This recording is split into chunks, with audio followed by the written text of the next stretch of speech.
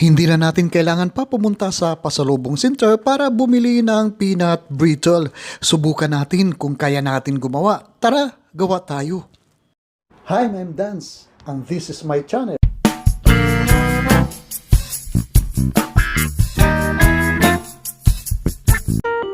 Ito po ay 250 grams o 1/4 kilogram na hubad na mani. Malalaki ang butil po ng ating nabiling mani dito. Isasangag lang po natin ito sa mahinang apoy hanggang sa maluto po ang ating mani. Huwag po natin i-overcook o sunugin ang ating pagsangag ng ating mani dito para hindi po mapait ang lasa ng ating peanut brittle mamaya. Ituloy-tuloy lang po natin ang ating pagsasangag sa ating mani at maya-maya ay titikman natin kung luto na po ang ating mani dito.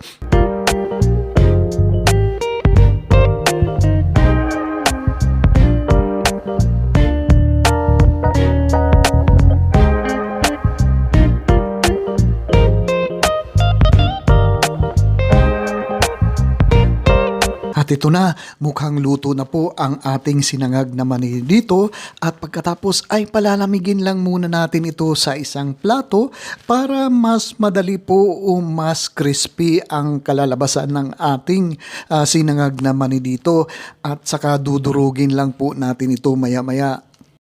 At kapag malamig na ang ating mani ay ilagay muna natin sa isang cellophane at pagkatapos sa anong paraan po ay dudurugin natin ng bahagya ang ating mani dito.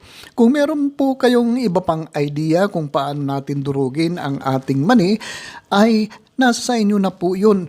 Para sa akin, ito po ang pinakamadali o pinakamagandang paraan sa pagdurog ng ating mani. Gumamit lang ako dito ng rolling pin at aking dinurog at aking pinadaanan ng rolling pin ang mani dito hanggang sa bahagyang madurog ang ating mani dito.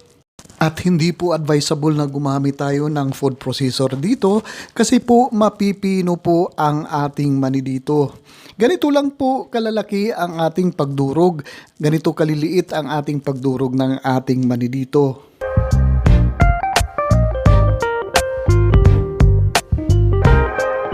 Painitin muna natin ang ating kawali at pagkatapos ay ihalalagay natin ang ating 300 grams na washed na sugar at saka 1/4 teaspoon na fine salt. Washed sugar po dito ang aking ginamit para mas makatipid po ako at hindi naman po ito pambenta na aking ginagawa. Pero kung pambenta po ang inyong gagawin ay siguro mas maganda ang white sugar na gagamitin dito para hindi po maging kulay itim o maging kulay dark ang kulay ng ating peanut brittle dito.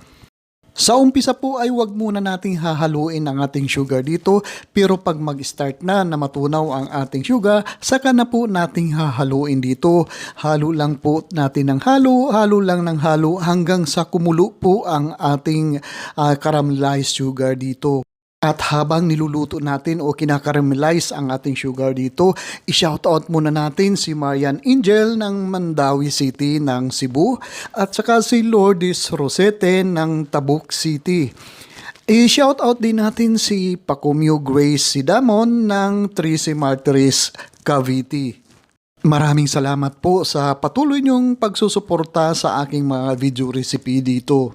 Ituloy-tuloy lang po natin ang ating paghahalo ng ating sugar dito hanggang sa mag-caramelize po totally ang ating sugar at pagkatapos po ay idadagdag natin ang ating 1 tablespoon na butter dito.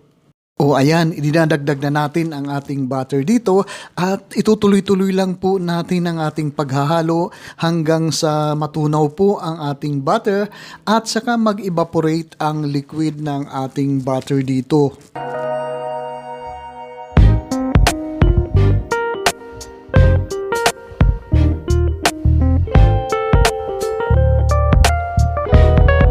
At kapag ganito na, bumubula-bula na ang ating caramelized sugar dito, idagdag na natin ang ating dinurog na mani dito at huwag nating titigilan sa paghahalo. Mabilisan na po ang ating paghahalo dito para hindi po masunog ang ating peanut brittle dito. O kaya, pinakamababa na apoy ang ating gagamitin dito.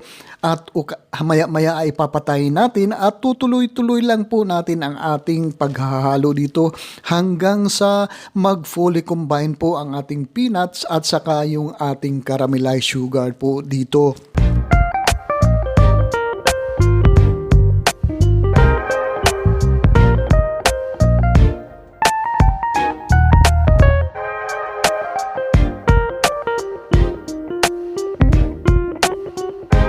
O ayan, luto na po ang ating peanut brittle at hindi po sunog ito.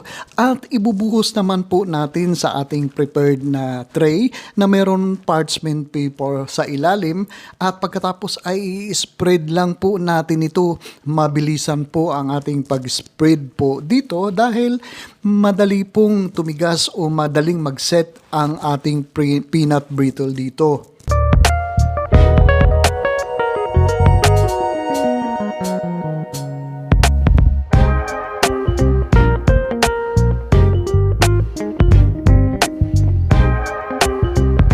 At kapag na-spread na natin totally ang ating peanut brittle dito, ay palalamigin natin ito completely. Kailangan malamig na po ang ating peanut brittle dito at saka po natin i-break down ang ating peanut brittle dito. I-breakdown lang natin ng ganito ang ating peanut brittle at pagkatapos ay ilalagay po natin ito sa isang airtight na container at pagkatapos ay dudukot-dukutin na lang natin ito kung kakain po tayo ng ating peanut brittle. Medyo dark po ang kulay ng ating peanut brittle dito dahil brown sugar o washed sugar ang ating ginamit po dito. Siguro mas maganda kung white sugar ang ating gagamitin dito para po maging lighter ang color ng ating peanut brittle dito.